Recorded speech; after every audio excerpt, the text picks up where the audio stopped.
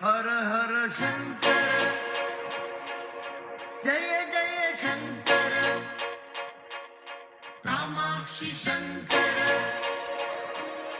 Jaya Jaya Shankara. Pour moi, les prods US et les prods FR, déjà, elles sont différentes sur plein d'aspects. Déjà, sans faire de généralité, on ne voit pas beaucoup de rappeurs français poser sur des instrus US. Encore une fois, sauf certains rappeurs qui arrivent très bien. Mais globalement, on n'est pas du tout dans le même mood en France qu'aux US. Aux US, on est plutôt sur la recherche vraiment d'une mélodie avec une texture, un grain particulier. Je vois quand j'essaie de travailler des produits US, c'est comme ça que j'essaie de travailler. C'est vraiment, je trouve une mélodie et après je vais vraiment me prendre la tête sur la texture, sur le grain que je vais lui apporter, le mood qu'elle a et qu'elle dégage. Et après la rythmique, elle va être finalement assez simple et assez rapide à faire puisque aux US, ils sont pas dans des délires où le kick et la snare ils doivent taper fort et sec. Au contraire, ils sont plutôt sur le bon kick, bon snare ou le bon clap plutôt pour que ça se fonde bien à la prod. C'est pas nécessaire que ça tape. Alors qu'en France, nous, on est plutôt, les artistes, ils sont plutôt sur une recherche de prod dans lesquelles il y a des kicks et des snares qui tapent fort ou sec avec une rythmique beaucoup plus recherchée finalement. Donc c'est pas un qui est meilleur que l'autre. De toute façon, on va pas se cacher, la France s'influence beaucoup des US, mais on arrive en fait, on l'adapte à notre culture en France avec ces codes-là en fait. Donc, je vois pour moi en tout cas, quand je travaille une prod US, ça va être moins de 10 pistes en général, mais par contre, je vais me prendre beaucoup plus la tête sur la texture et la mood qu'elle dégage. La prod FR, je vais aller chercher, je vais me prendre beaucoup plus la tête sur les différentes mélodies qu'on va pouvoir ajouter et l'émotion qu'elle dégage, et ensuite faire une rythmique qui est quand même beaucoup plus travaillée. Donc oui, les prods FR, elles rivalisent clairement avec les prods US, mais pour moi, c'est deux choses différentes.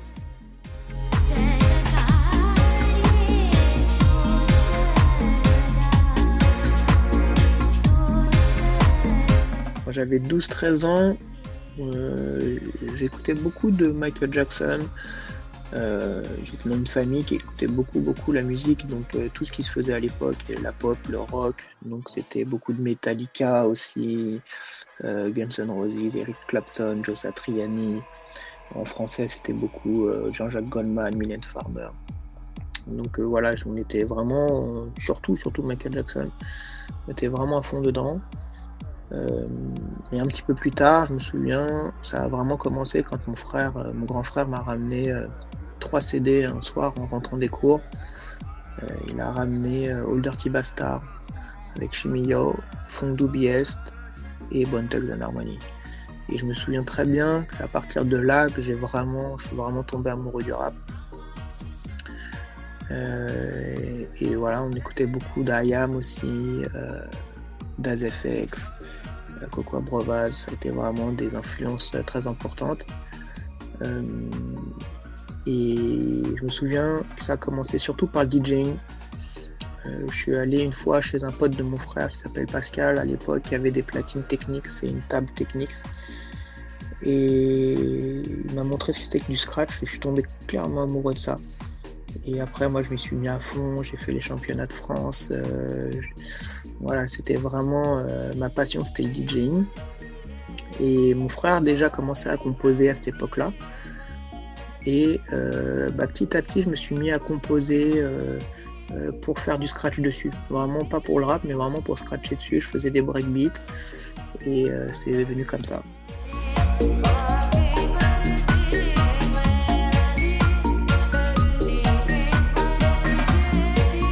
Avec mon grand frère, quand on a commencé à faire du son, c'était dans les années à peu près 97, quelque chose comme ça.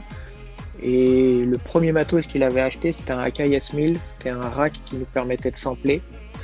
Et ensuite, il a pu acheter une MPC et ensuite un Proteus qui est un rack avec plein de banques d'effets. Donc c'est comme ça qu'on a vraiment commencé à faire du son.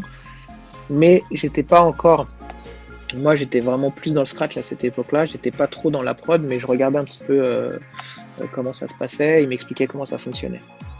Et ensuite, moi, j'ai vraiment commencé dans les années beaucoup plus tard, hein, vraiment en 2010-2011. C'est là que j'ai acheté mon premier matos pour faire du son et de la compo. Donc là, j'avais acheté un iMac et un clavier. Et sur Cubase, j'avais installé tous les plugins, quoi. Euh, et je suis toujours resté sur cette config-là. Après, je suis passé à Logic Pro, mais globalement, j'ai toujours eu la même chose. C'est-à-dire, j'ai toujours un clavier et un MacBook Pro et Logic Pro. Et c'est comme ça que je fonctionne.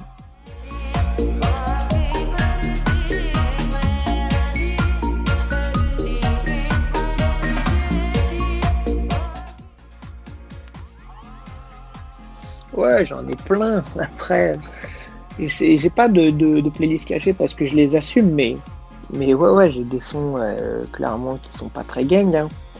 C'est quoi, Mylène Farmer avec Désenchanté qui m'a toujours fait quelque chose. Je ne saurais pas te l'expliquer pourquoi.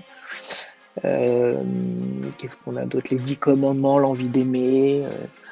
Qu'est-ce que j'ai d'autre? Il y a plein de trucs genre très gnangnan, Maria Carey, Long Ago, Whitney Houston. Il y a plein de trucs comme ça qui font que tu te dis waouh. Ils te font quelque chose, mais tu sais pas pourquoi. C'est comme ça. C'est la musique, hein. C'est ça qui est fort.